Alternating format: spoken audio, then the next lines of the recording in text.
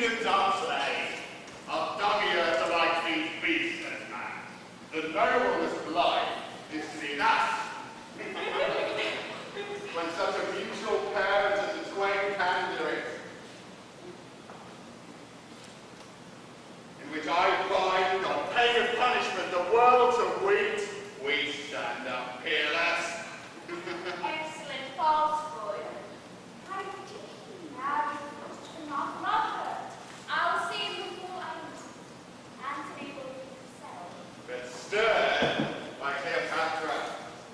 Now, the love of love and soft hours, it's not confound the time with conference harsh. There's not a minute of our lives that stretch without some pleasure now. What's for tonight? Here, the ambassadors. I, reigning queen, whom everything becomes. The child, the love, the weak. Whose every passion fully strives to make itself in thee, fair and then mine. No messenger but thine, and all alone tonight will wander through the streets and note the quality of peace. Come, my queen, last night in his sorrow, speak not to us. Is Caesar with Antonius' pride so slight? Sometimes when he is not Antony, he falls too short of that great property that still should go with Antony. I am full sorry that he approves of the common liar, who thus speaks of him in Rome. But I'll pray for better fortunes tomorrow. Rest you happy.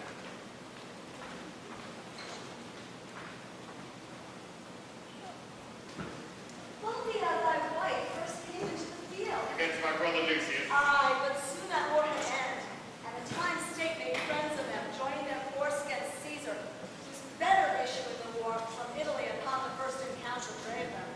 Well, what was it? Nay, the nature of bad news infects the teller. When it concerns a fool or coward, on. Things that are past are done with me. 'Tis thus, who tells me true, though in his tale lie death, I hear him as he flatters. But this is stiff news. Half with his Parthian force extended Asia from Euphrates, his conquering banner shook from Syria to Lydia to Ionia. Well, Antony, thou would say. my lord. Speak to me home. Mince not the general tongue. Name Cleopatra if she's called in Rome. Rail thou in Fulvia's praise, and taunt my faults with such full license as both truth and malice have power to utter. Oh, then we bring forth weeds when our quick minds lie still, and our ills told us as our hearing. Bedding At your noble pleasure. Assist your heart, what do you speak then? A man from Sicyon? Is there such a none? He stays upon your will. Let him appear. Strong as it should fetters, I'm afraid, or lose myself in dotage. What are you? Fulvia, thy wife, is dead. Where died she? In Sicyon, her leper sickness, when else more serious, as Portia know, despairs. Prevent. There's a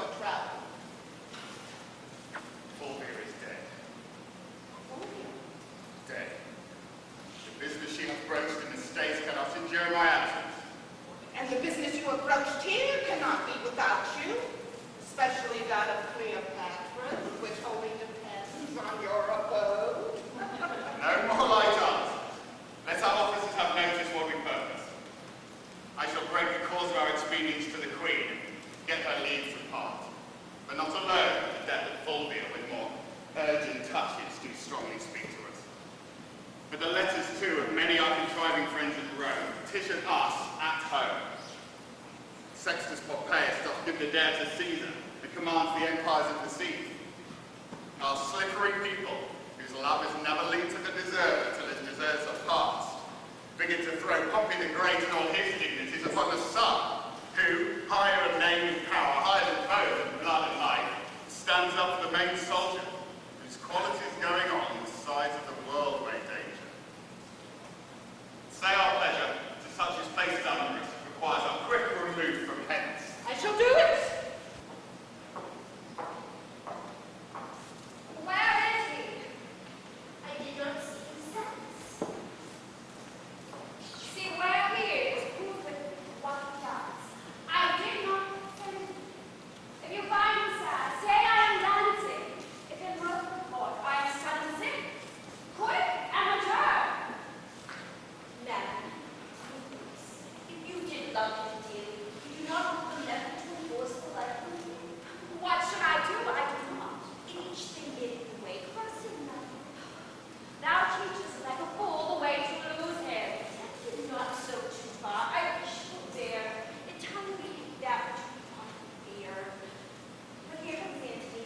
I am sick and so. I'm sorry to give breathing to my curtains. Have me away, dear Charmian. I shall fall. Will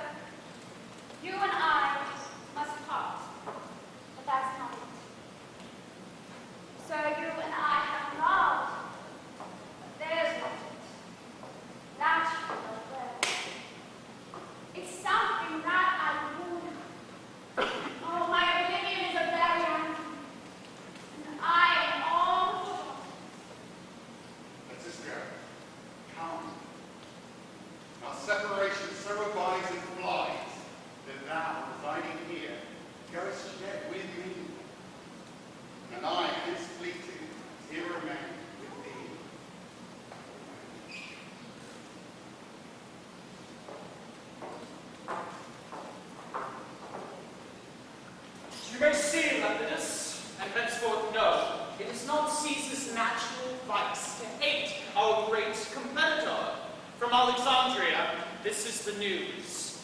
He fishes, drinks, and wastes the lamps of night in revel. Is not more manlike than Cleopatra, nor the Queen of Ptolemy more womanly than he.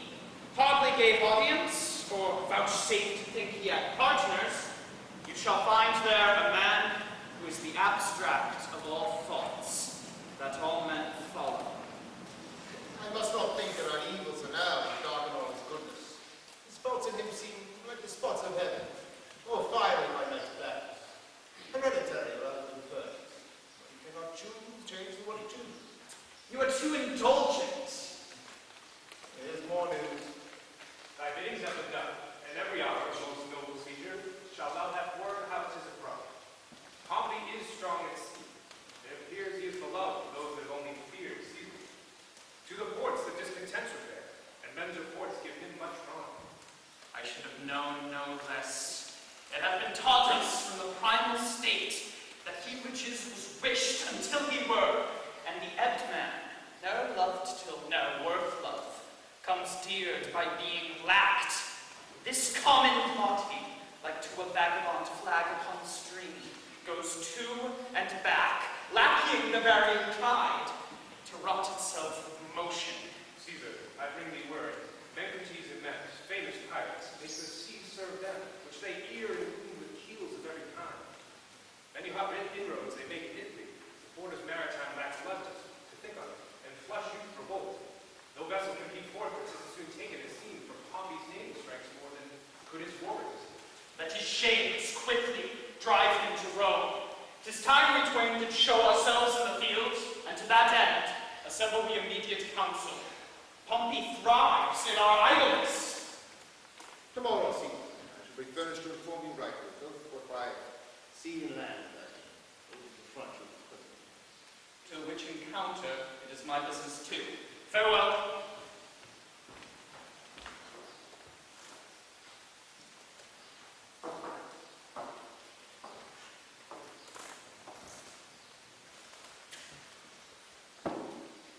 Charmian! Madam? Give me 2 drinks on dry, Hey, madam. that I may sleep out this parade without the time my Antony is away. You think it'd be too much. Oh, 'tis treason. Madam, I trust not so. Oh, Charmian, where thinkst thou he is now? Standing or sitting? Or does he walk? Or is he on his horse? Oh, happy horse to bear the weight of Antony. Do bravely, horse, who walks thou whom thou moves? The arm and burden of a man, the demi-atlas of this world, is speaking or murmuring. Where's my servant, the old knight? So he calls me. Now I feed myself with most delicious poison. Think on me, that I with Phoebus amorous pinches the mouth, and wrinkled deep in time.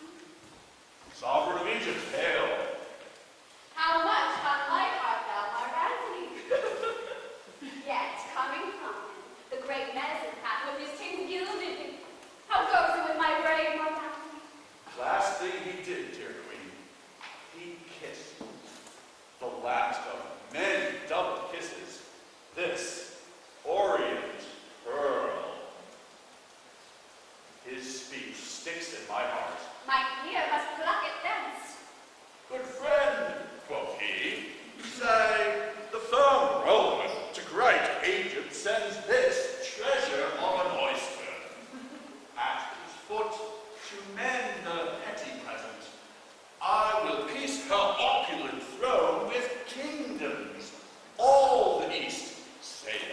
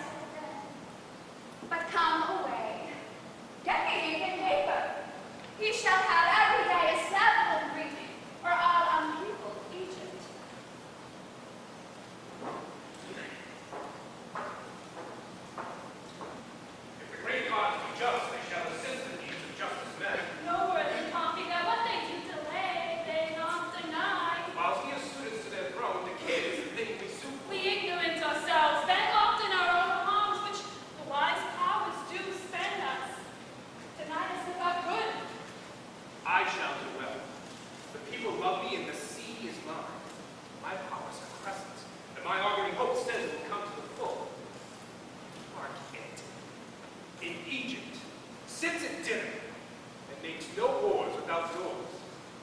Caesar gets money where he loses hearts. Lepidus flatters both, by both is flattered, but he neither loves, nor either cares for each. Caesar and Lepidus are in the field. A mighty strength they carry. We're having this fought. Silvius, sir. How now, Marius? This is most certain that I shall deliver. Mark Antony is every hour in Rome expected. Since he went from Egypt, 'tis a space for further travel. Could have given less matter, better here. Menace did not think this amorous server could have donned his helm in such a petty war. His soldiership was twice the other twain. But let us read the higher our that our story can from the lap of Egypt's widow pluck the near less weary Antony. Caesar and Antony shall not well bring together. His wife that then did trespasses to Caesar, his brother warred against him, though it was not, I think, proved by Antony. I know not, Menace, how lesser enmities may give way to greater. Were it not that we stand up against them all, 'twere pregnant they should square between themselves, for they have entertained cause enough to draw their swords. But out of fear of us, they cement their divisions and bind up the petty differences, yet not now. Come, Menace.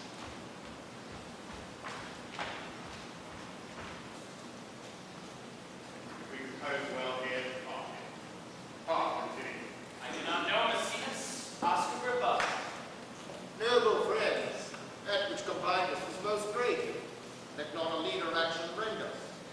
What's amiss, it be gently heard. We debate our trivial difference now, we can commit murder and dealing wounds. Then no parties rally, for I earnestly beseech. Touch you the sourest points, but the sweetest herbs. Nor curseness grow to the mouth. You've spoken well. Were we before our armies into fight, I should do that. Welcome to Rome. Thank you. Sit. Good sir. Nay then.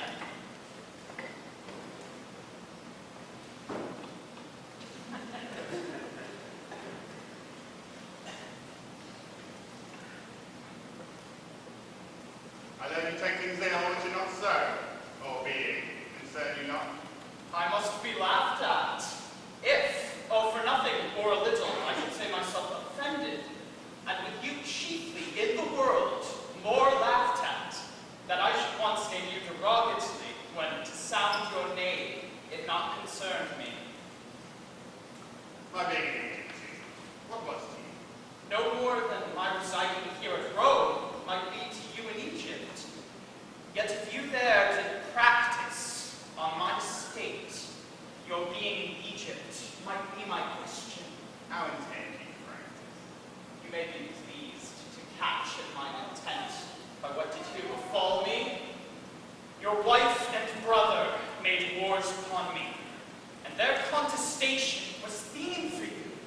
You were the word of war. You mistake your business. My brother never did urge me in his act. I did inquire it, and have my learning from some true reports that drew this work. Did he not rather discredit my authority with yours, and make a like of wars against my stomach, having a like your cause? Of this my letters report is satisfying. If you'll patch a quarrel, doesn't matter how you have not to make it with, it must not be with this. You praise yourself by laying defects of judgment to me, but you patched up your excuses. Not so, not so. I knew you could not laugh, most certain. Very necessity of this fault, that I, your partner, in the cause against which he fought, could not with graceful eyes attend those wars that fronted mine own peace. As for my wife, I would you had a spirit in such another. The third of the world is yours, which with a snaffle you may pace easy, but not such a wife. So much uncurbed, a garboiled season, made out of her own patience, it's not wanted shrewdness of policy too. I grieve it, granted you too much disquiet. But that you must not say as I cannot help it. I wrote to you when rioting in Alexandria. You did pocket up my letters, and with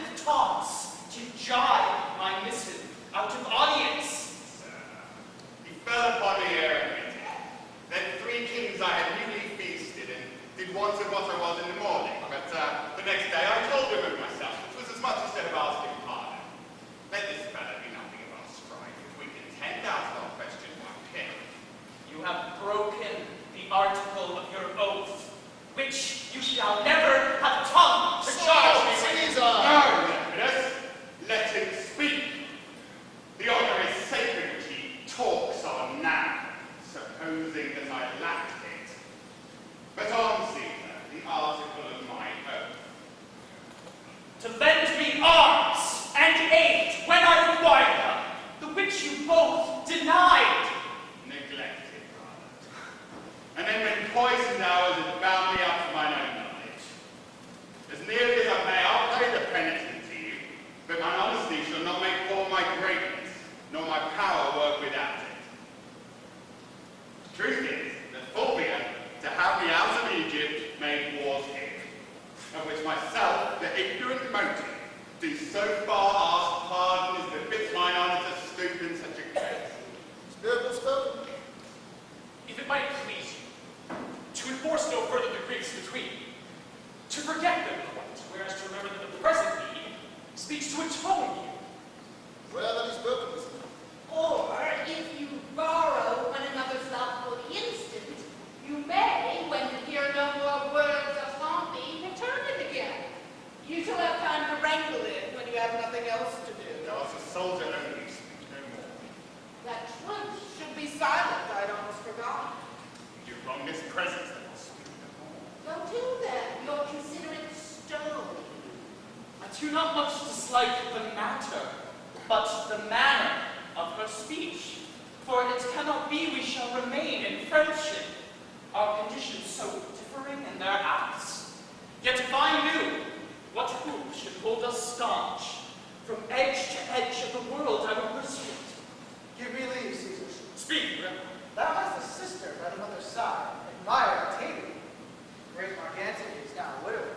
Say not so, Agrippa. If Cleopatra heard you, your reproof were well deserved of rashness. I am not married, Caesar. Let me hear Agrippa first speak. To hold you in perpetual amity, to make you brothers, and to knit your hearts with unslipping knots, take Antony, Octavia to his wife, whose beauty claims no worse than the best of men, whose virtue and whose general graces speak that which none else can utter. By this marriage, all little jealousies, which now seem great, and all great fears which now import their dangers, would then be nothing. Truths would be tales, but now half tales be truths. Her love to both would, each to other, and all loves to both, draw after her. Pardon what I have spoken, but is a study, not a present thought, by duty with her. Will Caesar speak? Not till he hears how Antony is touched with what he spoke already.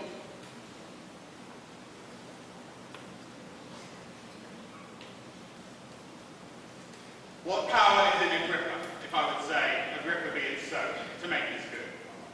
The power of Caesar, and his power unto Octavia. May I never, to this good purpose that so fairly shows, dream of impediment. Let me have thy hand further this act of grace, and for this hour the hearts of brothers govern in our loves and sway our great desires. There is my hand.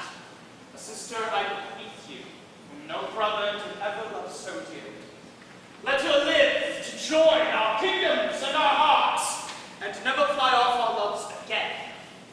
Happily, amen. Time calls upon. Alas, Pompey was presently sought, or else he seeks out us. Where lies he? About the mountain of Salem, What is his strength, my lad? great and increasing, but by sea he is an absolute master. So is the fame. Would we had spoke together? Haste we for it. Yet, ere we put ourselves in arms, dispatch we the business we have talked of. With most gladness, and do invite you to my sister's view, whither straight I'll lead you. Let us, Lepidus, not lack your company. Verbally, not sickness, David. Welcome from Egypt, madam. Worthy Maecenas hath the heart of Caesar, and my honorable friend Agrippa. Good Inobargus. We have cause to be glad that matters are so well digested. You stayed quite well in Egypt. Aye, sir, we did sleep day out of countenance and made the night light with drinking. 8 wild boars roasted whole at a breakfast, and but 12 persons there. Is this true? This was but as a fly by an eagle. We had much more monstrous matter of feast, which worthily deserved no name. She is a most triumphant lady. If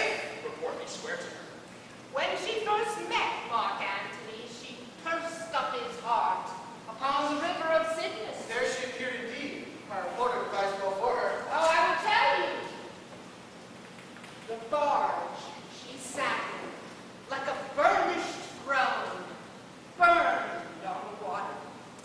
Poop was beaten gold, purple the sails, and so perfumed that the winds were lovesick with them.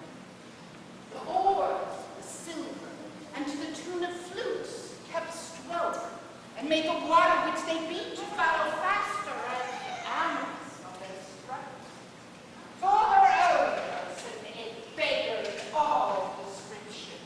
She did lie in her pavilion, cloth, gold, of tissue, or picturing that Venus where we see the fancy outwork nature.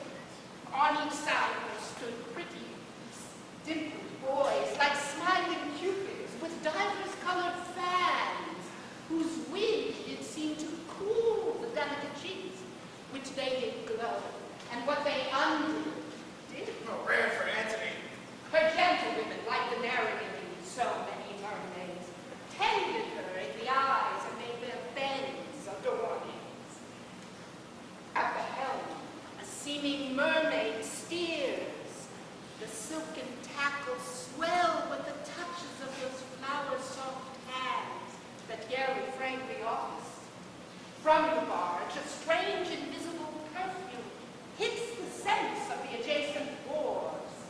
The city cast her people out upon her, and Antony, enthroned in the marketplace, did sit alone, whistling to the air, which but for vacancy had gone to gaze on Cleopatra too, and made a gap in nature. Rare Egyptian.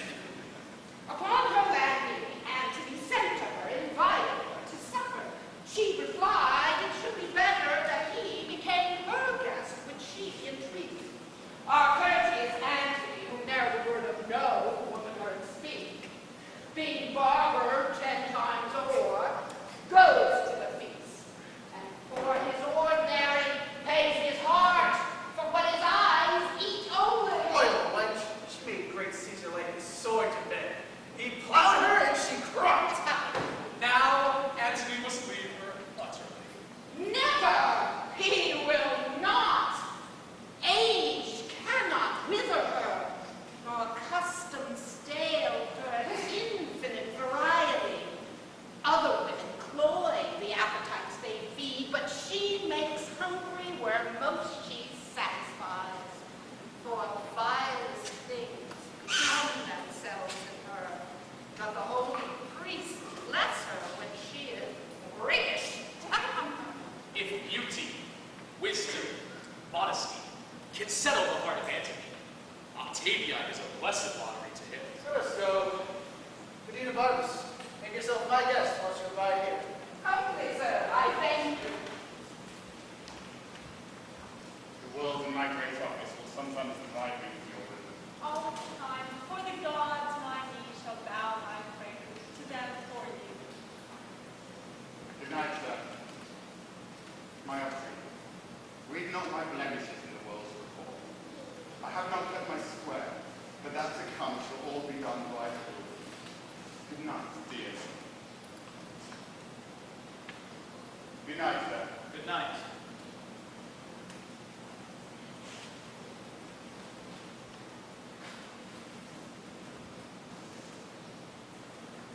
His cocks do win the battle, still of mine, and it is all to naught. And his quails ever beat mine, in whom, at odds. I will to Egypt, and there I make this marriage for my peace, in the east, my pleasure lies. Let it alone. Let civilians come champion. My arm is sore. Let's play with Martin. As well a woman with a eunuch played as with a woman. Come, you play with me, sir. As well as I can. And when goodwill is shown, though it come too short, the actor may be parties. All anon now. Give me my angle, will to the river there.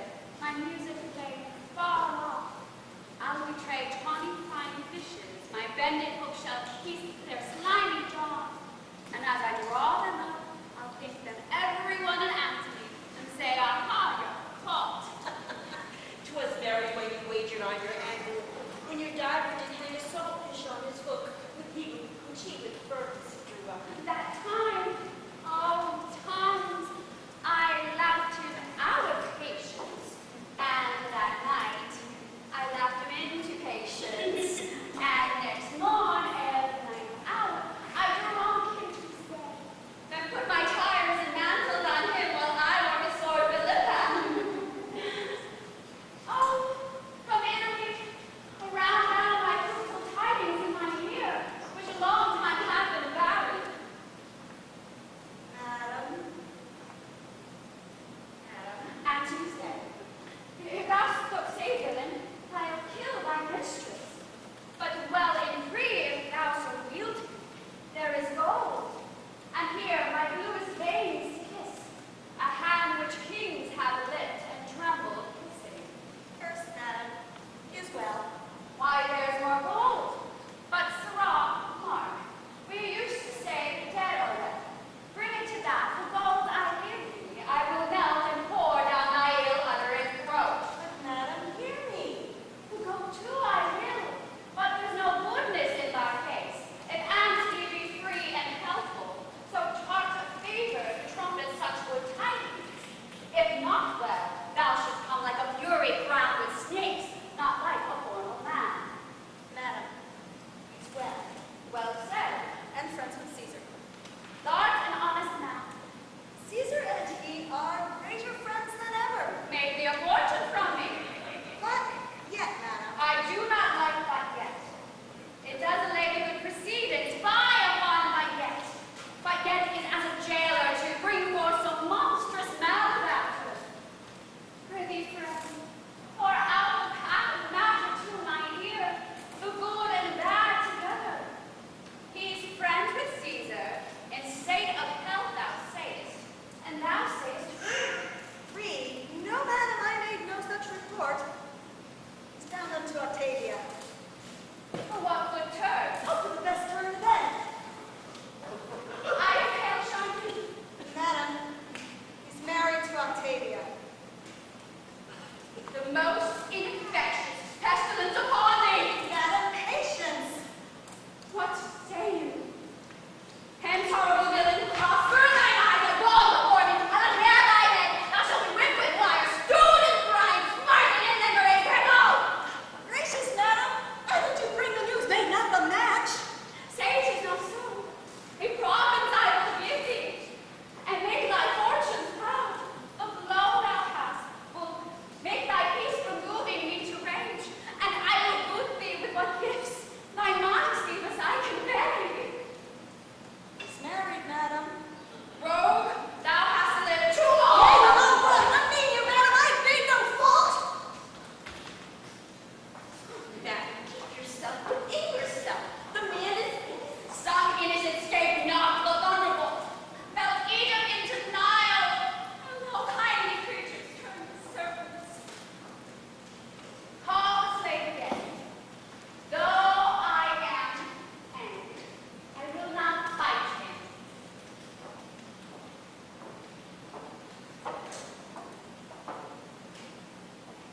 Call. He is appeared to come. I will not hurt him. His hands to lack nobility, that I strike a meaner than myself, since I myself have given myself the cause. Come hither, sir. Though it be honest, it is never good to bring bad news. Say to a gracious message a host of tongues, but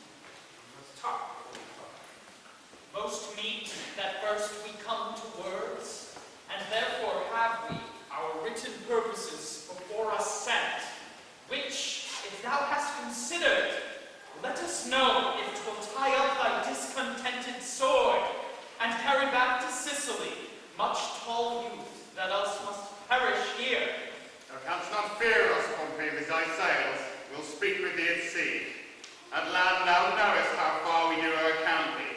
And indeed thou dost account me of my father's house. Since the cuckoo builds not for himself, remain it as thou mayest. Be pleased to tell us, for this is from the president. I'll take you the offers we have sent you.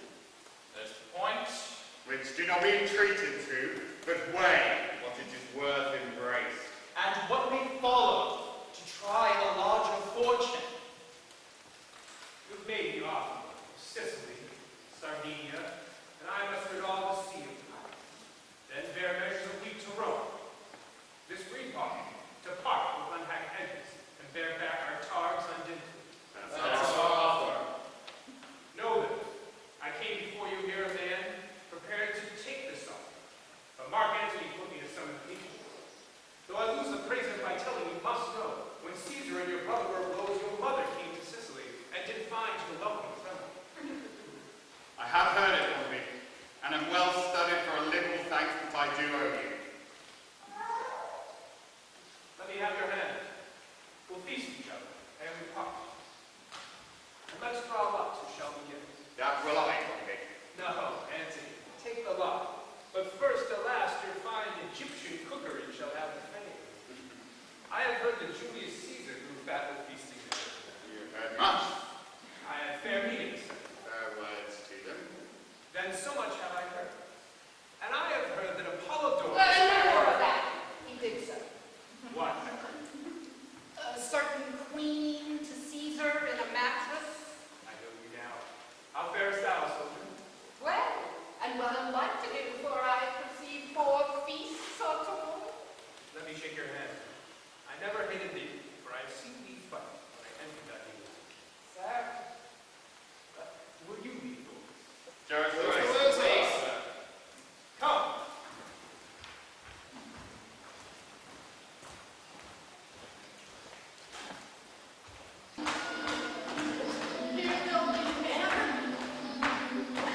Some of their plans are ill-rooted already. The least wind in the world will blow down. Lemon is a son, They made him drink all his drink. As they preach one another by disposition, he cries out, "No more!" Reconciles them to some tree, and himself to the drain. But it wages the greater war between him and his discretion.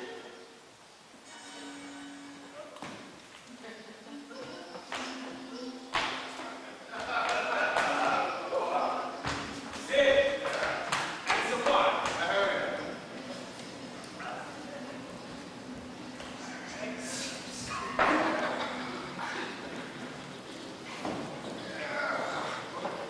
His health. To Lepidus. Not so well as I should be, but I know how. not though you have slept. I fear me you'll be in till then. Pompey, word. Say my ear. What is it? But see, I see that you beseech me, Captain, and hear me speak a word. Forbid me to anon. This wine. For Lepidus. What manner of thing is your crocodile?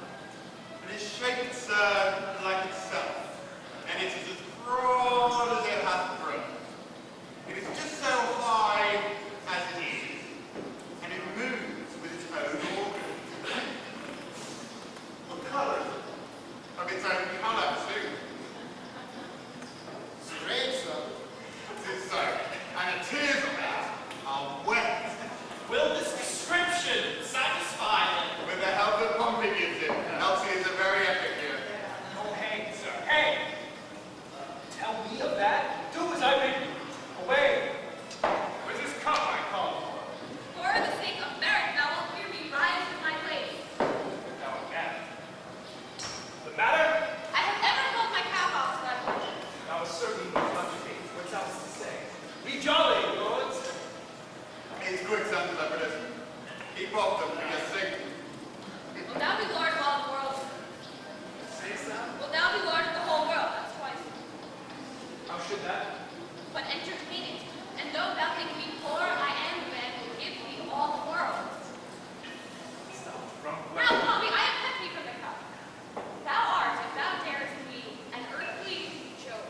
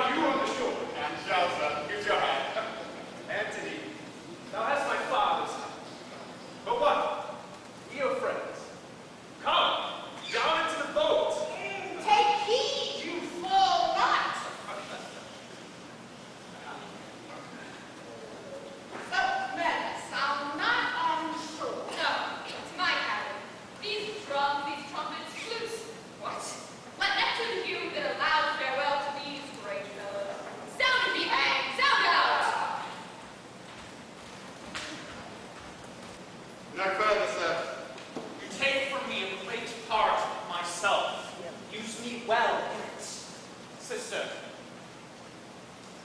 with such a wife as my thoughts make thee, that is my farthest band shall pass on thy approve. Most noble Antony, let not the piece of virtue which is set betwixt us as the cement of our love, to keep it builded, be the ram to batter the fortress of it. For better might we have loved without this mean, if on both parts this be not charged. May be not offended in your distrust. I have said, You shall not find, though you be daring and curious, the least cause for what you seem to be. So, may the gods keep you, and make the hearts of Rome serve your ends. We will hereupon. farewell, my dearest sister. Fare thee well. The elements be kind to thee, and make thy spirits all of comfort. Fare thee well. My noble brother, The April's in the rising. 'Tis love's spring, and these the showers to bring it on. Be cheered. sir, look well to my husband's house, and What of thee? I'll tell you when you're here. The tongue will not make a heart, nor can a heart inform the tongue. The swan's down feather that stands upon a swell are full of tide, and neither way find. No, sweet Octavia, you shall hear from me still. The time shall not outgo my thinking on you. Come, sir, come. I'll wrestle with you in my strength of love. No. Master,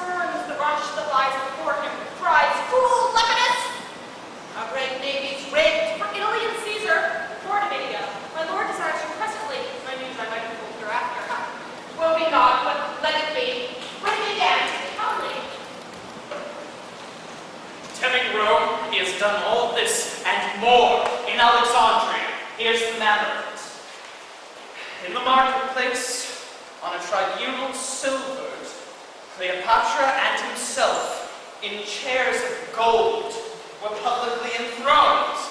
At the feet sat Caesarion, whom they call my father's son, and all the unlawful issue that their lust since then hath made between them.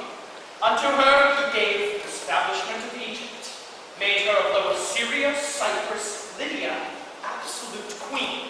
This, in the public eye, in the common showplace, where they exercise. His sons he there proclaimed the kings of kings. Great Media, Parthia, and Armenia he gave to Alexander. To Ptolemy he assigned Syria, Cilicia, and Phoenicia. She, in the ablements of the goddess Isis, that day appeared, and oft before gave audience, as 'tis reported so. Let Rome be thus informed. Who is he with his insolence already? Will their good thoughts call for him? The people know it, and have now received his accusations. What is he accused? Caesar, and that having in Sicily Sextus Pompeius spoiled, he had not raided him his part of the isle. Then does he say, he lent me some shipping unrestored. Lastly, he frets that Lepidus of the triumvirate should be deposed, and being that we detain all his revenue. Sir, this should be ended. It is done already, and the messenger gone. I have told him Lepidus was grown too cruel, that he his high authority abused, and did deserve his change. For what I have conquered, I grant him part, but then, in his Armenia, and other of his conquered kingdoms, I demand the like. He'll never yield to that. Nor must not then be yielded to in this. Hail, Caesar, and my lord, hail, most dear Caesar. That ever I should call thee castaway. You have not called me so, nor have you cause. Why have you stolen upon us thus? You come not like Caesar's sister. The wife of Antony should have an army for an usher, and the nascent horse to tell of her approach, long ere she could appear. The trees, by the way, should have borne men, and expectation fainted, longing for what it had not. Nay, the dust should have ascended to the roof of heaven, raised by your populous troops. But you have come a market maid to Rome, and have prevented the ostentation of our love, which left unshown is often left unloved. We should have met you by sea and land, supplying every stage with unaugmented greed. Good my lord, to come thus I was not constrained, did on my free will. My lord, Mark Antony, hearing that you prepared for war, acquainted my be with your withal, whereon I begged his pardon for return. Which soon he granted, being an obstruct between his lust and him. Do not say so, my lord. I have eyes upon him, and his affairs come to me on the wind. Where is he now? My lord, in Athens. No, my most wronged sister, Cleopatra, hath nodded him to her. He hath given his empire up to a whore, who now are levying the kings of the earth for war. He hath assembled Bacchus, king of Libya, Archelaus of Cappadocia, Philadelphus, king of Babylonia, the Thracian king, Adolis, king Malchus of Arabia, king of Pont, Herod of Jewry, Mithridates, king of Commagene, Polymon, and Amentas, the kings of Medi and Lycaonia, with a more larger list of sect. I me, most wretched, that held my heart parted betwixt two friends that do afflict each other. Welcome, Edda. Let us behold our breaking forth, till we perceive both how we were wrong led, and if we in negligent danger. Cheer your heart, be you not troubled with the times, but drives o'er with content these strong necessities, but let determined things to destiny hold unbewailed their way. Welcome to Rome. Nothing more dear to me. You are abused beyond the mark of thought, and the high gods, to do you justice, make them ministers of us and those that love you. Best of comfort, and ever welcome to us. Welcome, lady. Welcome, dear madam. Each heart in Rome does love and pity you.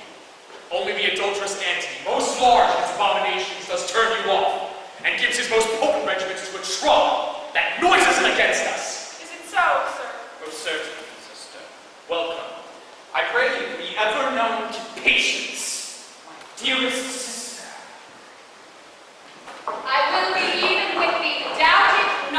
But why?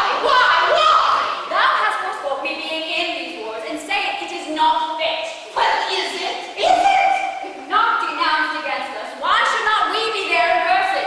Your presence needs must puzzle Antony.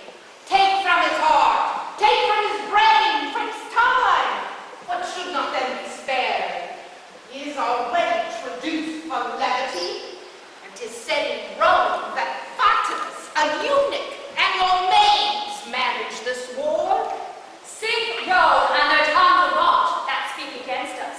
A charge we bear the war. And as the president of my kingdom will appear therefore a man. Speak not against it. I will not stay behind. Nay, I have done. Here comes the emperor.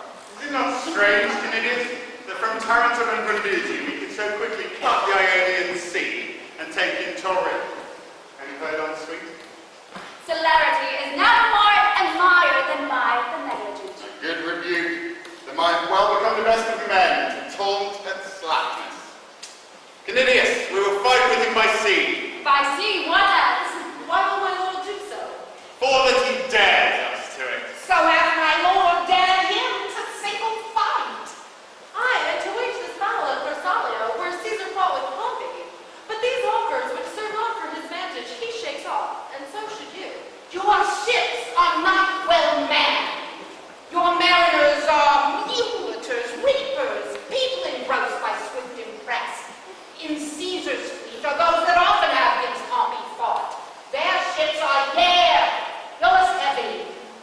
No disgrace shall fall you for refusing him at sea, being prepared for land. I will fight at land, then at sea. I have 60 sail. Caesar none better. Our own hustle shipping shall be burned, and with the rest full man from the head of Actium, beat the approaching Caesar.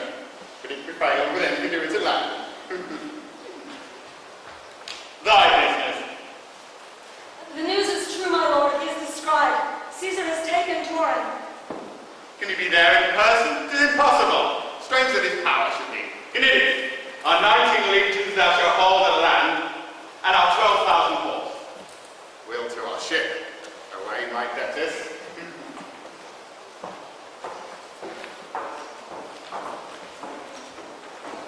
Antonia, the Egyptian admiral, with all their 60, fly and turn the rudder. To see it, mine eyes are blasted. The very candle of the world is lost. With very ignorance we have kissed away kingdoms and provinces. How appears the fight? On our side, like the token pestilence where death is sure. Young revived nag of Egypt, whom leprosy overtakes. In the midst of the fight, when vantage like a pair of twins appears, both as the same, or rather ours the elder, the breeze upon her, like a cow in June, hoist sails and flies. This I beheld. Mine eyes did sicken at the sight, and could not endure a further view. She, once being moved, the noble ruin of her magic, Antony, claps on his sea wings, and like a doting mallard, leaving the fight in height, flies after her. I never saw an action of such shame, experience, manhood, honor. Ne'er before did violate so itself. Our fortune on the sea is out of press, and sinks most lamentably. Had our General Vanlord who knew himself it had gone well. Oh, he has given example for our flight, most closely by his own. Aye, are you thereabouts? Why then, good night indeed. To Caesar will I render, my legions and my horse. 6 kings already have shown me the way of yielding. I'll yet follow the wounded chance of Antony, though my reason sits in the wind against me.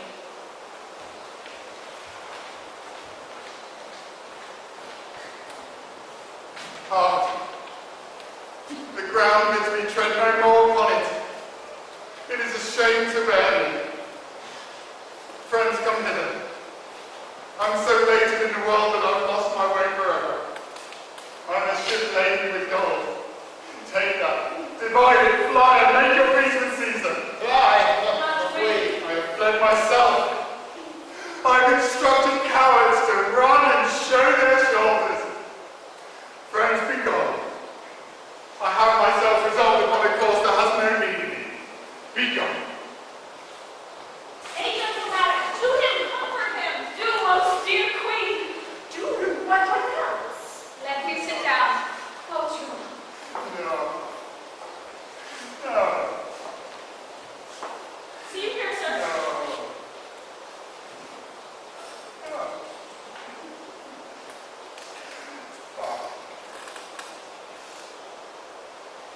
Madam, oh, good empress. Sir.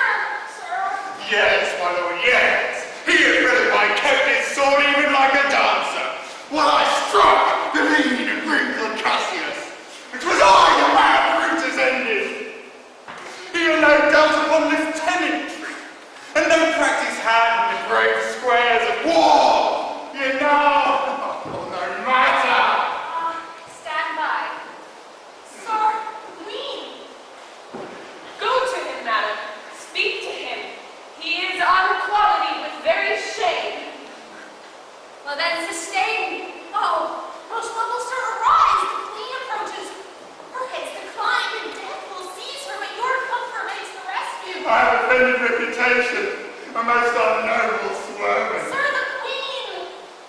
Oh, whither hast thou led me, Egypt? See how I convey my shame to mouth and eyes?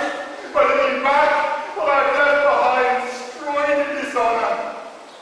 Oh, my lord, forgive my fearful say. I little thought you would have come. Thou knewest too well that my heart was still a rudder tied by the strings, and thou shouldst tow me after. Oh, my spirit, thy full supremacy thou knewest, and that thy beck might from the bidding of the gods command. Oh, my pardon.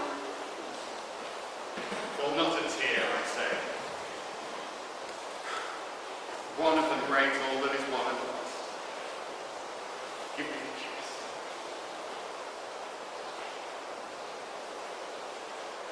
Even this repays me.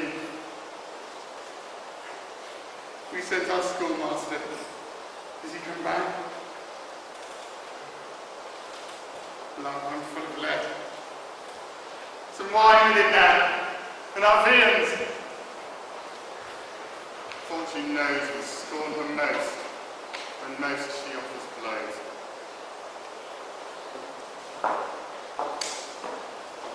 Legend appear that's come from Antony. Know you him? Caesar, 'tis his schoolmaster. An argument that he has plucked, when hither he sends so poor a pinion off his wing, which had superfluous king's finesses of any moons gone by. Approach and speak. Lord of his fortunes, he salutes you, and requires to live in Egypt, which not granted, he lessens his request, and to thee sues to let him breathe between the heavens and earth, a private man in Athens. This for him. Next, Cleopatra does amid thy greatness, submits her to thy might, and of thee craves the circle of the Ptolemies for her heirs. Now hazard to thy grace. For Antony, I have no ears to his request. The queen of audience, nor desire, shall fail. So she from Egypt drive her all disgraced friend, or take his life there. This if she perform, she shall not sue unheard. So to them both. Fortune pursue thee. Bring him through the bands. From Antony, win Cleopatra. Promise, and in our name, what she requires, add more. From thine invention, offers. Women are not in their best fortune strong, but want will perjure ne'er touched vestal. Try thy cunning, Iris, and make thine own edict for thy pains, which we will answer as a law. Caesar, I go. Observe how Antony becomes his flaw, and what thou thinkst his very action speaks in every power that moves. Caesar, I shall. What shall we do now, Amadis? Think? Die? Is Antony or we in fault for this? Is that his answer? Aye, my lord. The queen shall then have courtesy, so she shall yield us out. He says so. make you know it. To the young boy send this grizzled head, and he will fill thy wishes to the brim with principalities. That head, my lord. To him again. Tell him he wears the rose of youth upon him, from which the world should note something particular. His coins, ships, legions may be of cowards, whose ministers will prevail as quickly under the services of a child as in the command of Caesar. I dare him, therefore, to lay his gay comparisons apart and answer me. Decline. Ourselves alone, sword against sword. I'll right it. Follow me. Yes, like enough. High-battled Caesar will unstate his happiness and be staged to the show against the sworder. I see men's judgments are a parcel of their fortunes, and things outward do draw the inward quality after that. That he should dream, knowing all measures, the full Caesar will answer his emptiness. Caesar, thou hast subdued his judgment too. A messenger from Caesar. Caesar's will, pure at heart, and none but friends speak boldly. So happily they are friends to Antony. He needs as many, sir, as Caesar has, or needs not us. If Caesar please, our master will leap to be his friend. For us who know whose he is, we are, and that is Caesar's. So, thus then thou most counting. Caesar entreats not to consider what place thou standst further than he is Caesar. Go on, right royal. He knows that you embrace not Antony as you did love, but as you fear him. Oh, these scars upon your honor, therefore, he does pity as constraining punishes, not as deserved. Well, he is God and knows what's most right. My honor was not yielded, but conquered, merely. Shall I say to Caesar what you require of him? For he partly begs to be desired to give. It would much please him that from his fortunes you should make a staff to lean upon. But it would raise his spirits to hear from me you had left Antony and put yourself under his trap, the universal landlord. Most kind messenger, say to great Caesar this in disputation. I kiss his conquering hand. Tell him I am prompt to lay my crown at his feet and there to kneel. Tell him that by his most obeying breath I hear the doom of Egypt. Wisdom and fortune combating together, that if the former dare but what it can, no chance may shake it. Give me grace to the religion.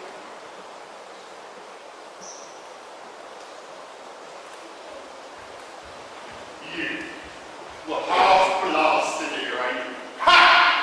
If I might go, if I'm pressed to Rome, for born, begetting a lawful race, and by a gem of women, to be abused by one of those unfeelings. Good, my lord. You are okay, but when we in our business go hard, on misery ones, the wise not see our eyes, into our own filth, drop our clear judgments, make us adore our own, love, while we struck to our confusion. Wherefore is it? I found you as a morsel, cold upon dead Caesar's country. Nay, you are a fragment of Neas Pompey, besides the hot hands, unregistered of the fame, you have luxuriously become. One, guess what temperance should be. You know not what it is. Oh, it's come to this. So as a fellow, it will take rewards and say, God quit you. Be familiar with my playfellow. Your hand is kingly sealed, blighter of my heart. Oh, that I were one Helen basin to a roar bird, for I have savage cause, and to proclaim it civilly were like a halted neck, which does the hangman thank from a narrow mountain. Have you done it? Alack, our terran moon is now eclipsed, and it alone portends the fall of Antony. Cleopatra towards me. Oh dear, are you so? Then from my cold heart, let heaven engender care, and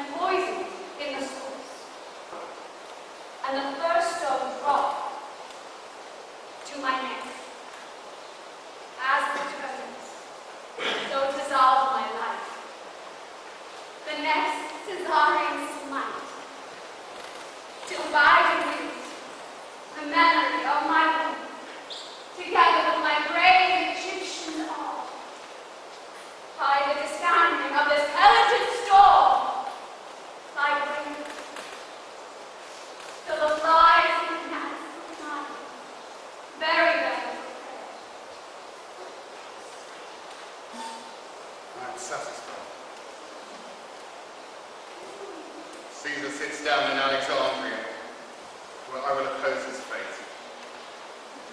Our force by land hath nobly held. Our seven navy too doth knit again, and fleet, threatening most sea like. Where dost thou read my heart? Dost thou hear, lady? If from the field I shall return once more to kiss these lips,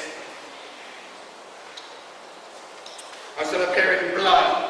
I and my sword will earn our chronicle. There's hope in yet. That's my brave lord. I will be triple sinewed, hard to breathe, and fight maliciously. For when my hours were not so lucky, many random lives would be for jest. But now I'll set my teeth.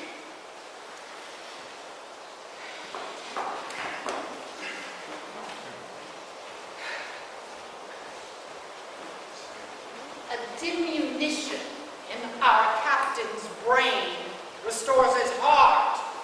When valor preys on reason, it eats the sword it fights with. I will seek some way to leave him.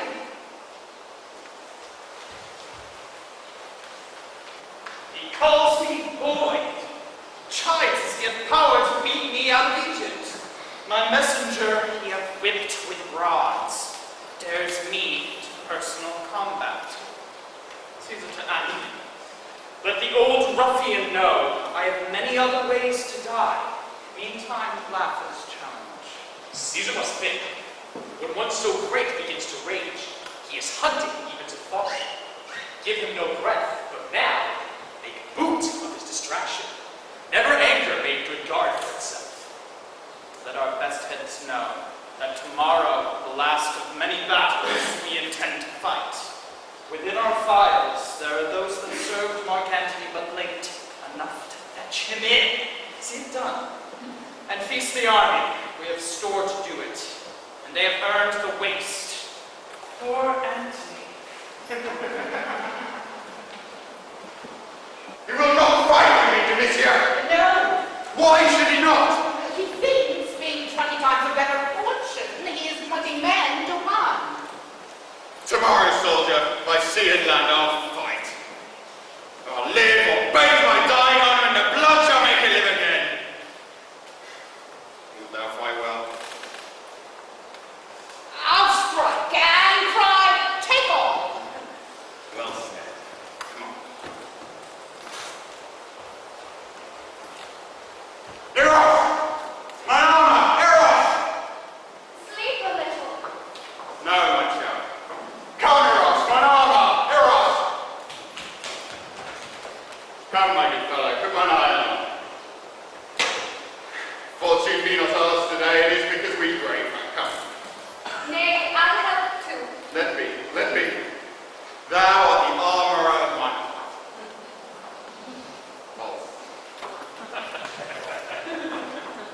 This. Suba, I'll help. Thus it must be.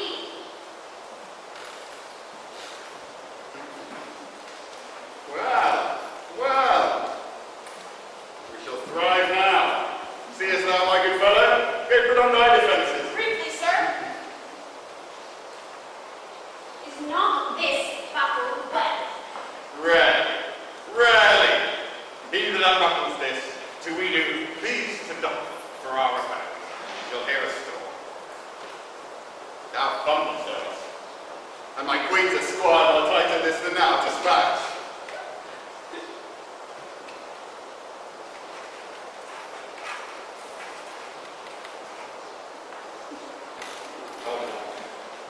If thou couldst see my walls today, then knewest the royal occupation. Thou shouldst see a war.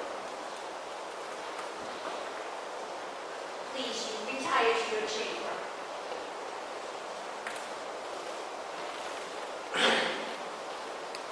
Please. Go for gallantly. King Caesar may determine this great war in single fight. Then Antony, but now, well on.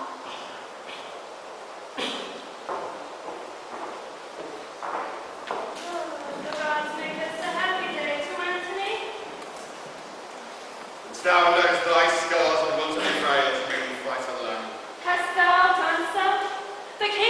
revolted any soldier that has left thee would have still followed thy heels. Who's gone this way? Who? One ever near thee, called by an unrest. She shall not hear thee, or from Caesar's camp. I am thine. What sayest thou? Sir, she is with Caesar. Sir, her chest and treasure she has not with her. Is she gone? Most certain. Go, boys. Send her treasure after. Do it, to take no jot or charity. Write her, I will subscribe. Gentle adieus and greetings. Say that I wish she never find more cause to change a master. My fortunes have corrupted honest men. Dispatch! And a bar.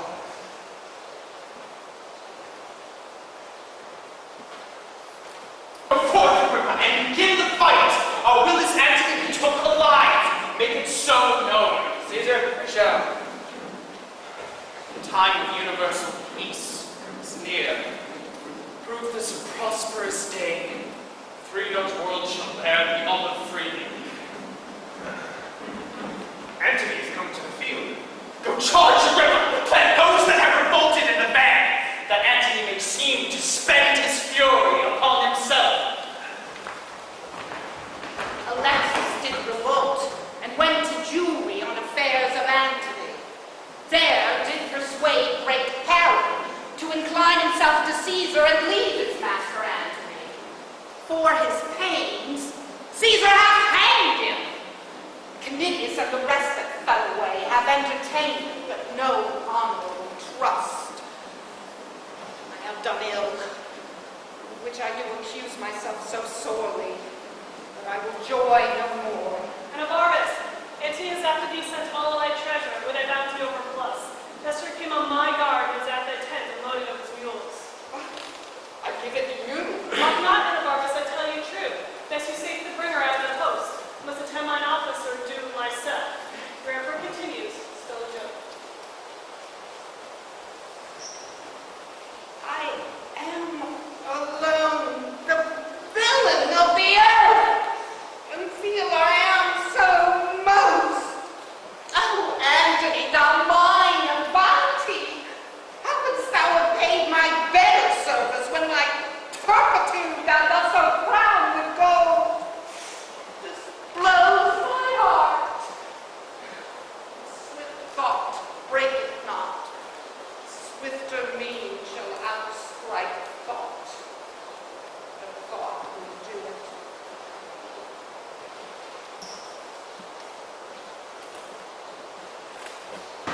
Retire. We have engaged ourselves too far. Caesar himself has work, and our pressure exceeds what we expected.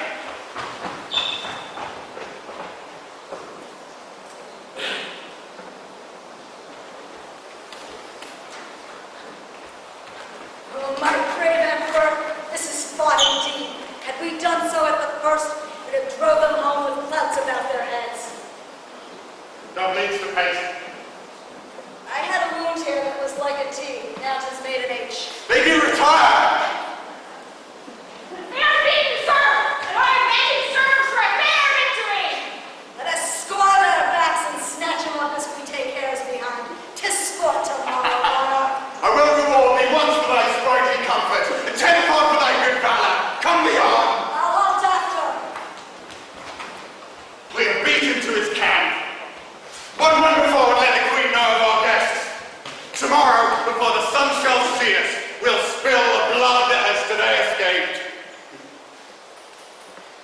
I thank you all. For doughty-handed are you, and have fought not as you served the cause, but lest there be each man's like mine. You have shown all heritage.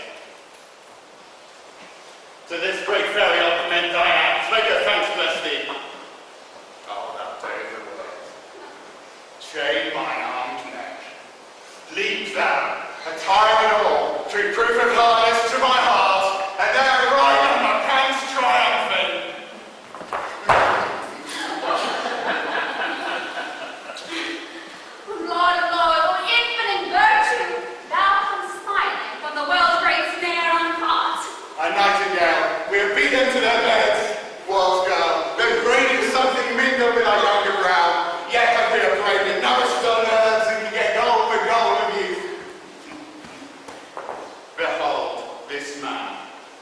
Commend unto his lips thy favouring hand.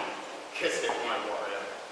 He hath fought today as if a god, in hate of mankind, destroyed in such a shame. I will give thee, friend, an armor all gold. It was a king's.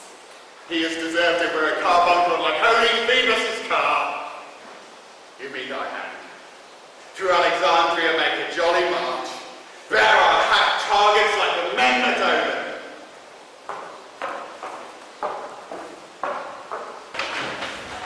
But being charged, we shall be still by land, which, as I take it, we shall, for his best force is forth to man his tallies, to the vales and hold our best advantage! All is lost. This foul Egyptian hath betrayed me. My fleet hath yielded to the foe, and yonder they cast up their caps and carouse together like friends long lost. Triple turn. Ha! Despair hath sold me to this novice, and my heart breaks only wars on thee. Bid them all fly, for when I'm revenged for my charm I have done all. Bid them all fly, be gone.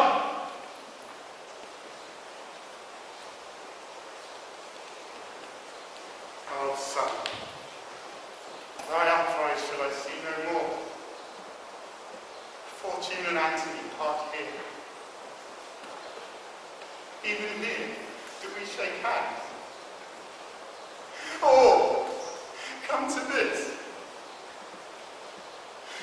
The hearts that spaniel me are healed, to whom I gave their wishes, to Discandian, melts their sweets on blossoming season. And his piniest bark that overtop them all. Betrayer! Oh, this false soul of Egypt, this grave child, whose eyes begged forth my wars and called them home, whose bosom was my crownet, my chief egg, like a right gypsy, hath, a fast and loose, beguiled me to the very heart of life. How Eros! Eros! Oh, spare horse!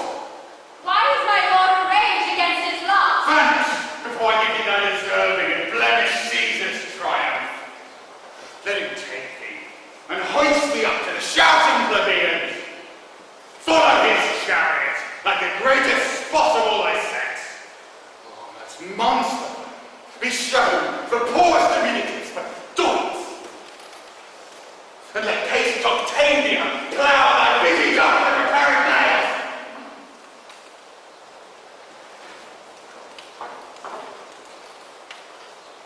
It's better now I'm gone. It'll be well to live. The vengeance where thou fellest to my fury, for one death might have prevented many. Eros, ho! To young Roman boys she hath sold me, and I fall under this plot. She dies for it. Help me, my women. Oh, he is more mad than Telamon or his shield. The boar Leslie has never been so embossed. To the monument. There lock yourself and send him word you are dead. The soul and body ride not more in parting than greatly stole off. To the monument. Martin, go tell him I have slain myself, and say the last I spoke was Antony, and Warwick, prithee, piteously. Hence, Martin, and tell me how he takes my death to the monument.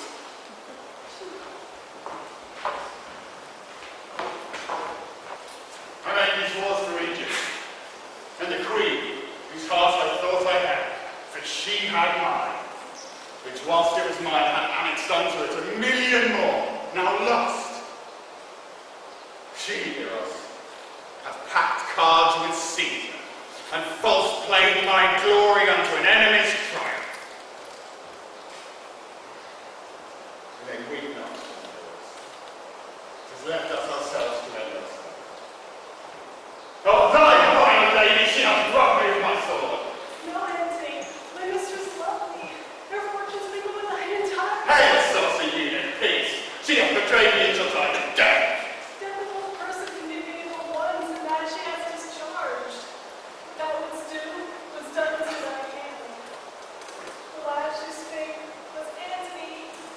noble Antony, from the tearing world, the great king of Antony. It was delighted, who do not mark at her lips.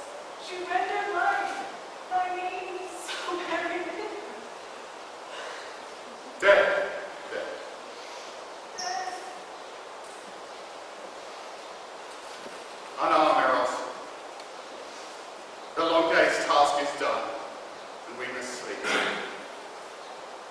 That thou departest head safe to pay thy labour richly. Go. Off. Pluck off. The sevenfold shield of Ajax cannot keep the battery from my heart. I will cleave my sides. Heart once proved stronger than thy continent. Crack thy frail case. A pace, heroes. No more a soldier. Bruised pieces go. You have been nobly born from your life.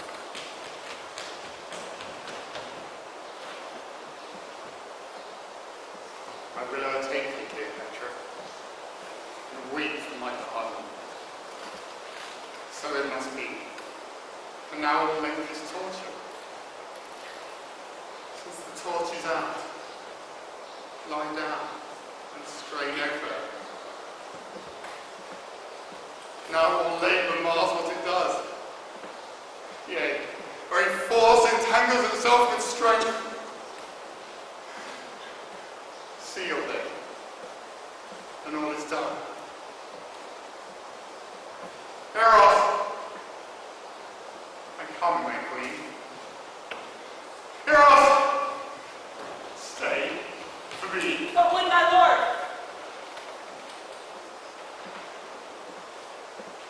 Since Cleopatra died, I've lived in such dishonour that the gods detest my baseness. I, that with my sword quartered the world, and every nation's backward ships made cities, condemn myself to lack the courage of a woman. Less noble mind than she, which by her death our Caesar tells, I am conqueror of myself. Thou art sworn, Eros, that when the exigence should come, which now is come indeed, when I shall see behind me the inevitable prosecution of disgrace and horror, that, on my command, thou then wouldst kill me. Do it! The time is come. Thou strikest not me, 'tis Caesar thou defeats, for colour in thy cheek. The gods withhold me. Shall I do that which all the Parthian darts, though enemies must aim and could not? Eros, wouldst thou be windowed in great Rome, and see thy master thus, with bleached arms, bending down his corrigible neck, his face subdued to penetrative shame, whilst the wheeled seat of fortunate Caesar, drawn before, branded his baseness that ensued. I would not see it. Come then, for with a wound I must be cured. Draw thou thy honest sword, which thou hast won most useful for thy country. Oh, sir, pardon me. When I make you free, sworest thou not then to do this when I bade thee? Then do it at once, or thy precedent services are all but abstinence on purpose. Draw and come. Turn from me then, that noble countenance, wherein the worship of the whole world lies. Look thee. My sword is drawn. Then let it go at once, the thing why thou hast drawn it. My dear master, my captain and my emperor, let me say, before I strike this bloody stroke, farewell, farewell, great chief. Shall I strike now? Now, Eros, Why there then? Thus do I escape the sorrow of Antony's death.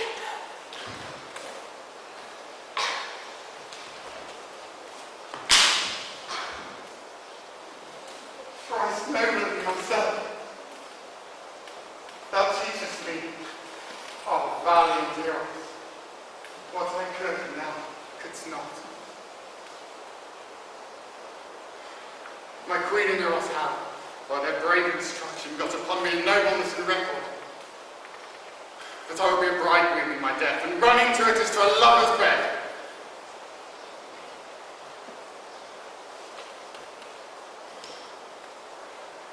Come then, and hear us. Thy master dies thy scholar. To do thus, and thee! Oh, not dead! Not dead! Oh, the God! Oh, dispatch me! What's the noise? I have done my work, even friend. I will make an end of what I have begun. Alas. I hope. Let him that loves me strike me dead. Unto death and fortunes bid thy followers fly. The sword shown to Caesar with this tidings shall enter me with him.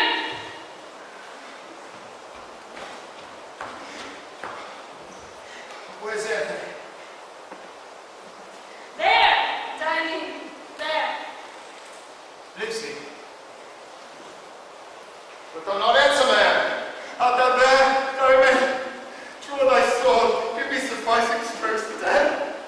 Most absolute Lord, my mistress Cleopatra has sent me to thee. When did she send thee? Now, my lord, Where is she? locked in her monument. She had a prophesizing fear of what hath come to pass. But when she saw, which never shall be found, and did suspect she had disposed with Caesar, that your rage would not be purged, she sent word. She was dead. Fearing since how it might work, sent me to proclaim the truth. Come, I dread, too late. Too late. Good time. Oh my God, I prithee. What ho! It was God! What ho! Come! Your Lord calls. Bear me, good friends, where Cleopatra bides. 'Tis the last service that I shall command you. Whoa, are we, sir? You may not live to wear all your true followers out. Nay, my good fellows, do not please sharp fate to grace it with your sorrows, with that welcome which comes to punish us, and we punish it, seeming to bear it lightly. Take me up. I've led you oft. Carry me now, good friends, and have my thanks for all.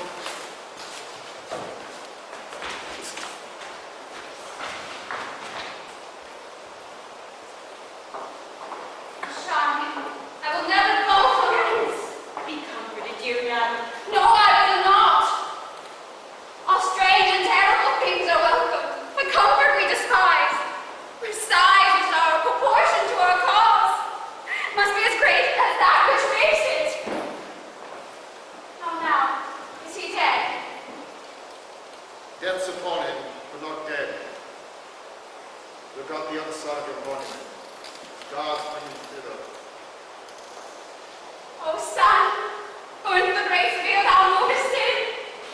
Darkly we stand, the very shore of the world. O Antony, help Charlie and help us, help. Peace! Not Caesar's valor hath overthrown Antony, but Antony's triumph on itself. So it should be. That only Antony conquer Antony. Oh, I'm dying, dude. Dying. Oh, I hear importune death a while until, of many thousand kisses, that before last I lay up thy lips. welcome, welcome. Die where thou hast lived. Wicked with kissing. These my lips that power, thus would I wear a mouth. Heavy scent. I'm dying, Egypt. Dying. Give me some wine and let me speak a little. No, let me speak, and let me rail so high at the false house by fortune, great Julio, provoked by my hand. Marmalade, sweet queen. Of Caesar's your honor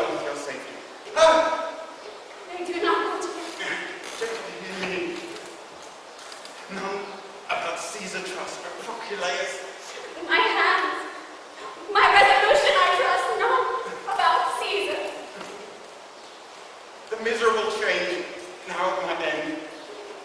Lament more sorrow out. Please your thoughts in feeding them with those former fortunes wherein I lived. The greatest prince of the world, the noblest, and do now not basely done, not cowardly put off my helmet to my countrymen. A Roman by a Roman, valiantly vanquished. Now my spirit is going, from the whole.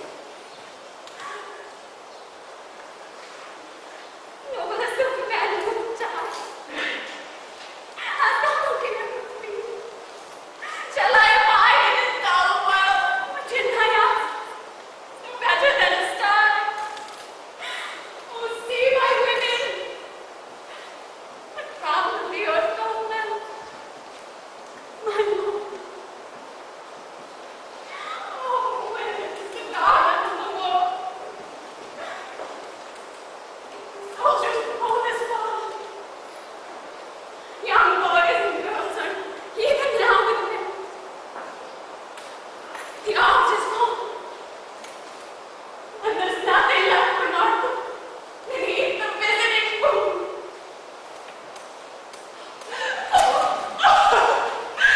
Righteous lady. Oh, she is dead too, our sovereign. Lady. Madam, Oh, madam. Egypt, Empress. Peace, house, peace.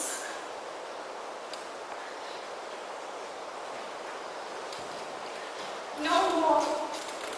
But e'en a woman, commanded by such poor passion as to mate that milk, and does the meanest chance. It were for me to throw my scepter at the injurious gods to tell them that this world did equal theirs. For they have stolen our joy. Smiles but not. Patience is selfish, and impatience does become a dog that's mad. So it isn't sin to rush into the secret house of death, and death dare come to us. How do you women? What good cheer! How now shines! Oh, my noble girls! Women, look! Our lamp is spent. It's out. Good sirs, take heart. We'll bury him. And then what's brave, what's noble? Let's do it after the high Roman fashion. And make death proud to take us. But come away.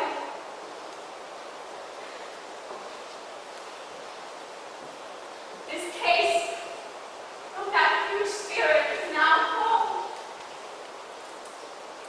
Women, we have no friend and resolution. The briefest end.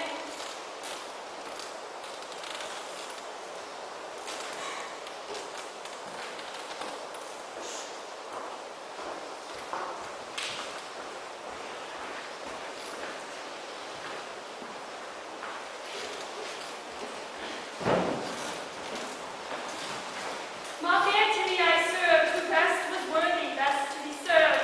Whilst he stood and spoke, he was my master, and I wore my life to spend upon his haters. If thou please, taking to thee as I was to him, I will be to Caesar. If thou pleasest not, I yield thee up my life. What is't thou sayest? Sir, Caesar, I say Antony is dead.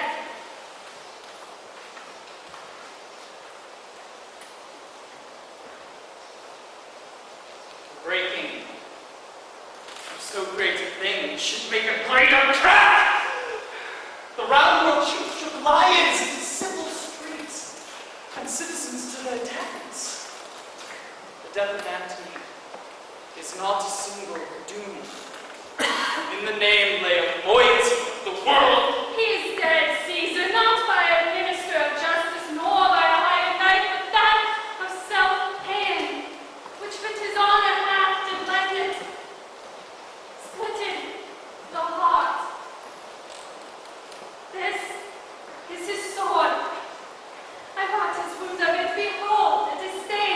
most noble blood. But you sad friends, the gods rebuke me, when it is tidings to wash the eyes of kings. And strange it is that nature must compel us to lament our most persistent deeds. His tastes and honors waged equal with him. Never err a spirit to steer humanity. But you, gods, will give us faults that will make us men. Caesar is touched. When such a spacious mirror is set before him, his needs must see himself. Oh, Antony, I have followed thee to this! But would you lance diseases in our bodies? I must perforce have shown to thee such a declining day, or look in thine. We could not stall together in the whole world. Yet let me lament, with tears as sovereign as the blood of hearts, that thou, my brother, my competitor in top of all design, my mate in empire, friend and companion in the front of war, the arm of mine own body, and the heart of mine his thoughts did kindle, that our stars, unreconcilable, should divide our equalness to this. Hear me, good friends. But I will tell you at some meager season. The business of this man looks out of him. We'll hear him what he says. Whence are you? A poor Egyptian yet. The queen, my mistress, confined in all she has for monument of thy intents, desires instruction that she preparedly may frame herself to the way she's forced to. Bid her have good heart. She soon shall know of us, by some of ours, how honorable and how kindly we determine for her. For Caesar cannot live to be ungentle. So the gods preserve thee. Come hither, Proculeus. Go and say, we purpose her no shame. Give to her what comforts the quality of her passion shall require, lest, in her greatness, by some mortal stroke she do defeat us, for her life in Rome would be eternal in our triumph. Go to her, Proculeus, and make thine oath. And what you shall do, give to her what she says and what we require. Caesar, I shall. Go with me now to my tent, where you shall see how hardly I was drawn into this war, how calm and gentle I proceeded still in all my writings. Go with me and see what I can show you this. Caesar sends greeting to the Queen of Egypt, and bids thee study on what fair demands thou means to have his record. What's thy name? My name is Proculeus. Antony, they tell me of him. Bade me trust you, but I do not greatly like to be deceived for those who haven't trusted. If your master would have a queen his beggar, you must tell him to keep decorum, to expect no less than a kingdom. If it pleases him to give me conquered Egypt for my son, he gives me so much of mine own that I will kneel to him with thanks. Be of good cheer. You've fallen into a princely hand. Fear nothing. Let me report to him your full dependency. You shall find in Caesar a conqueror who will pray in aid for kindness where he for grace is needed. Pray tell him I am his fortune's vassal, and I give him the greatness he has got. I hourly learn a doctrine of obedience, and will gladly look him in the face. This I report. Have confidence, for I know your plight is pitied and recognised. You see how easily she may be surprised. Guard her till Caesar come. A royal queen! Oh, Cleopatra, thou art taken, queen! Oh, quick, quick, good hands! Hold, worthy lady! Hold! Do not yourself such wrong you are in this relieved, but not betrayed. Oh, death too hath rid our dog languish! Cleopatra, do not abuse my master's bounty with the undoing of yourself. Let the world see his nobleness well acted, which your death will never let come forth. Oh, where art thou, death? Come hither, come!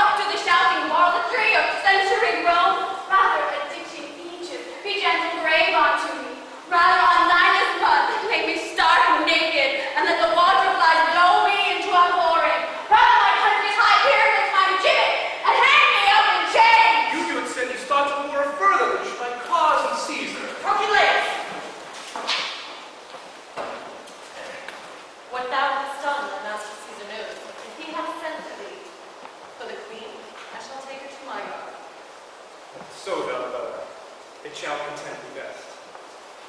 Be gentle to me. To Caesar I will say what you shall please, if you will employ me to. Say I would die!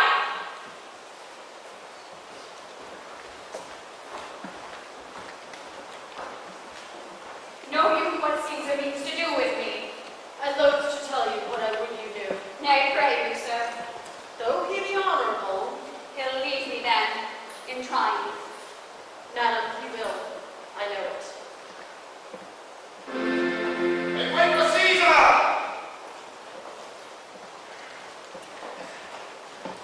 Which is the Queen of Egypt? It is the emperor. Arise, you shall not kneel. I pray you rise. Rise, Egypt! Sir, the gods will have it thus. My master and my lord I must obey. Take to you no hard thoughts. The record what injuries you did us, though written on our flesh, shall remember as things not done by chance. So, sir, old world, I cannot project mine own cause so well to make it clear, but do confess that I have been laden with thy frailties, which often before have shamed our sex. Cleopatra, no! We will extenuate rather than enforce. If you apply yourself to our intents, which towards you are most gentle, you shall find a benefit in this change. But if you seek to lay on me a cruelty, by taking Antony's course, you shall bereave yourself of my good purposes, and put your children to that destruction which I'll guard them from if thereon you rely. I'll take my leave. And may it be, through all the world, 'tis yours, and we, your scutcheons and signs of conquest, shall hang in what place you please. Here, my good lord. You shall advise me in all for Cleopatra. This is the brief of money, plate, and jewels I have possessed of. 'Tis exactly valued, not petty things omitted. Where's the latest? Here, madam. This is my treasure. Let him speak, my lord, upon his peril, that I have reserved to myself nothing. Speak the truth, Seleucus. Madam, I had rather seal my lips than to my peril speak that which is not. What have I guessed back? Enough to purchase what you have made known. Nay, blush not, Cleopatra. I approve your wisdom in the deed. See, Caesar, oh, behold how pompous follow. Mine will now be yours, and should we shift estates, yours will be mine. This ingratitude, the slaves, does even make me wild. Oh, slave, of no more trust than love that's higher. What? Goest thou back? Thou shalt go back, I warrant thee. Though I'll bind thine eyes, though they have wings, slave, soulless villain, dog, or rare face. Forbear, slaves. See, Caesar. Oh, behold, what a wounding shame is this, that thou vouchsafing him to visit me, doing the honor of thy lordliness to one so weak, that my own servant should parcel the sum of my disgraces by the addition to it of his envy. Say, good Caesar, that I some lady trifles have reserved, him moment toys, thinketh of such dignity that we greet modern friends and all, and say, I kept apart some nobler tokens for Livia and Octavia to induce their mediation. Must I be unfolded with one that I have bred? The gods, it smites me beneath the fall I've had. Go back. Be it known that we, the greatest, are misthought the things that others do. And when we fall, we answer other merits in our name, are therefore to be hidden. Cleopatra, not what you have reserved, nor but acknowledged to put we in the role of conquest. Still be it yours. Bestow it at your pleasure, and believe, Caesar's no merchant, to make a prize with you of things that merchants sold. Therefore be cheered. Make not your thoughts your prisons, no, dear queen, for we intend so to dispose you as you yourselves shall give us counsel. Feed and sleep, Our care and pity is so much upon you that we remain your friends. And so adieu. My master and my lord. Not so. Adieu.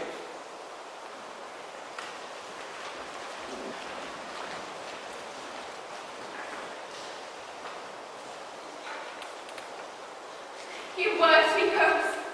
He words me that I shall not be noble to myself, but hardly Charmian. Finish, good lady. The bright day is done and we are for the dark. Hiding again. I have spoke already, and it is provided. Go put it to the haste. I will never. Where is the queen? Behold, sir. Dolabella. Madam, as thereto be sworn by your command, which my love makes religion to obey, I tell you this. Caesar through Syria intends his journey, and within 3 days you with your children will be sent before. Make your best use of this. Dolabella, I shall remain your debtor. And I your servant. Adieu, good queen. I shall attend Lord Caesar. Farewell and thanks. Now, Ross, what thinkest thou? Thou, an Egyptian puppet, shall be shown in Rome as well as I. Mechanics ladies with greasy aprons, rules and hammers shall lift us to the view. In their thick breaths wrangle the roast diet. We being clouded and forced to drink the vapor. Oh, the gods forbid! Nay, 'tis most certain. Because saucy lifters will catch at us like strumpets, and skull runners will battle us out too. The quick comedian will extemporally stage us and present our Alexandrian rebels. Antony will be brought drunk and full, and I, my squeaking Cleopatra, will be posture of a whore. The gods forbid! Nay, that's certain. I'll never see it. For I am sure my nails are stronger than my eyes. That's the way to fool their preparations and to conquer their most absurd intents. Now, Charmian, show me my ring. Like a queen, I am again rescinded to meet Mark Antony. Go fetch my best attires. Siraidas, go. Now, noble Charmian, will dispatch indeed. And once thou hast done this chair, I'll give thee leave to play till doomsday. Bring my crown and all. Wherefore's this noise? Here is a rural fellow that will not be denied your highness' presence. He brings you figs. Let him come in. What poor instrument can do a noble deed? He brings me lift. My resolution placed, and I have no more of woman in me. Now, from head to foot, I am marble constant. Now, the fleeting moon, no planet is of mine. This is the man. Avoid and leave him. Hast thou the pretty lip-worm of Nilus there, that kills and pains not? Truly, I have him, but I would not be the man who would desire you to touch him, for his biting is immortal. Those that do die of it seldom or never recover. Remember thou any that have died on it? Very many, men and women too. I heard one along but yesterday, a very honest woman,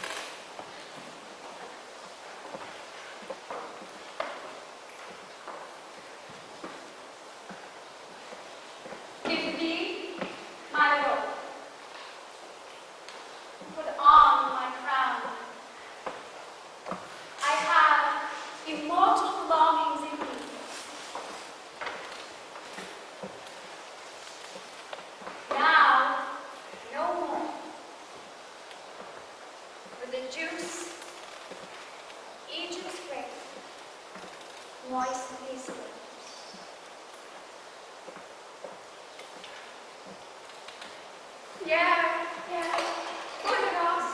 Quick. He thinks I hear Antony call. I see him rouse himself to praise my noble act. I hear him mock the luck of Caesar, which the gods give men to excuse their afterlife. Husband, I come. Now, to that meeting, encourage, prove my title. I am fire and air.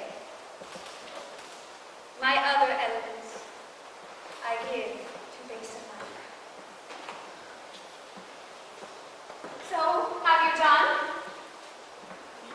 Come then, and take the last moment of my lips. Kind Charmy, Eras,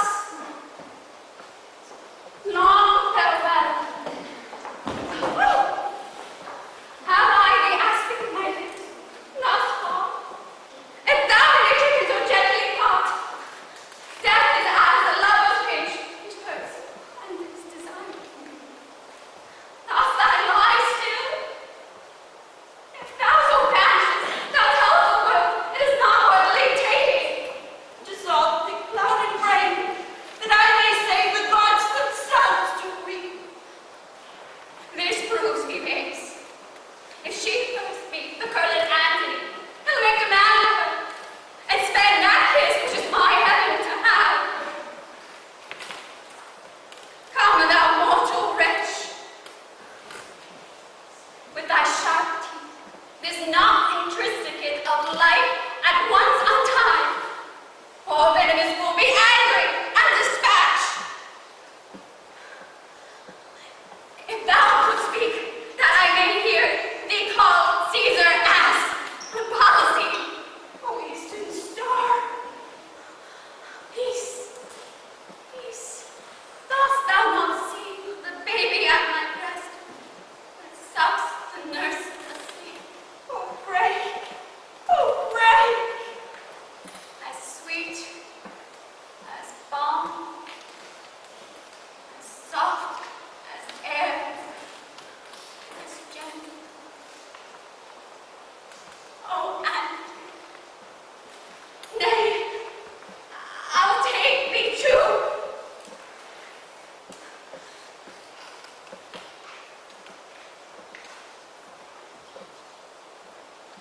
What?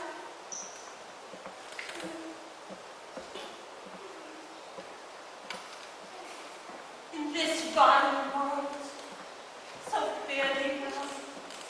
Now boast thee, death, in thy possession lies a lass unparalleled. Downy windows close, and golden Phoebus never been beheld, of eyes again so royal. Your crown, Uriah, I'll mend it, and then Where's the queen? speak softly, wake her not. Caesar has sent Too slow a messenger. Now come apace, dispatch. I hardly feel thee.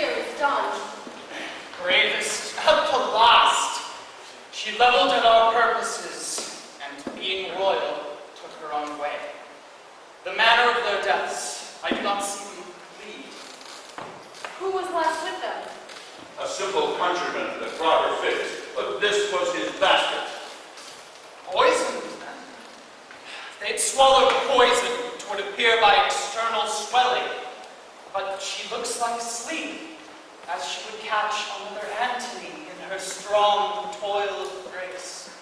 Here, on her breast, there is a vent of blood and something glowing. The like is on her arm. That is aspic's trail, and those fig leaves have slime upon them, such as the aspic leaves upon caves of Nile. Most probable that so she died. For her physician tells me she hath pursued conclusions infinite of easy ways to die. Take up her bed, and bear her women from the monument. She shall be buried by her Antony. No grave upon the earth shall clip in it, affairs so famous. High events as these strike those that make them, and their story is no less in pity than his glory which brought them to be lamented. Our army shall in solemn show attend this funeral, and then to Rome. Come, Dolabella, see high order in this grave solemnity.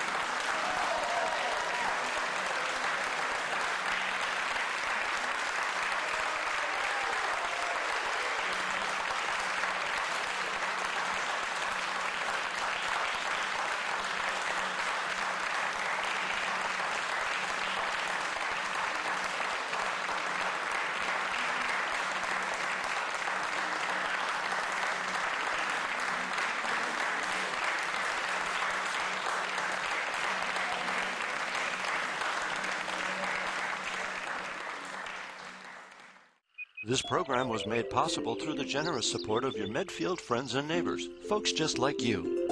And thanks for watching.